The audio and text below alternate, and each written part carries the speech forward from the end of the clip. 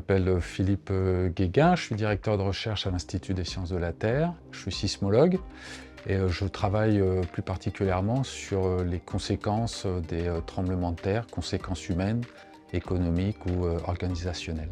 Donc les catastrophes naturelles, quand elles se produisent, elles ont des conséquences importantes sur le bien-être des populations, sur l'activité économique, mais également sur des choix politiques que les États prennent.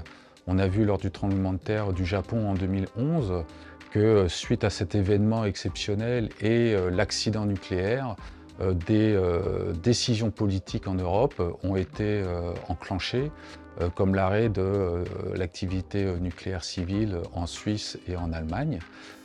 Pour se protéger contre ces catastrophes, il y a plein d'outils réglementaires, l'éducation, la formation, mais également un secteur assurantiel qui permet non seulement de couvrir certaines pertes et de récupérer rapidement après une catastrophe. En travaillant avec ces compagnies d'assurance, on a pu mettre en place des modélisations de pertes qui ont été rendues possibles finalement grâce à l'intervention de Floralis, puisque Floralis nous permet de nous dégager de contingences administratives pour nous concentrer sur nos travaux de recherche.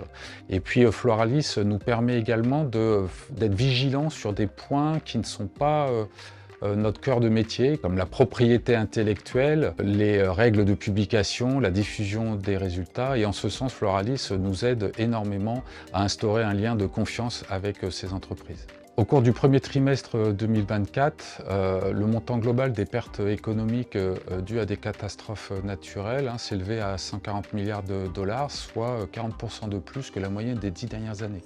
Les compagnies d'assurance, mais les États, comme les populations, sont confrontés à une augmentation de ces catastrophes naturelles. Et nous, notre rôle va être d'apporter des éléments scientifiques, de modélisation, pour que ces partenaires privés proposent des produits qui s'ajustent mieux à la réalité des risques auxquels les populations sont confrontées.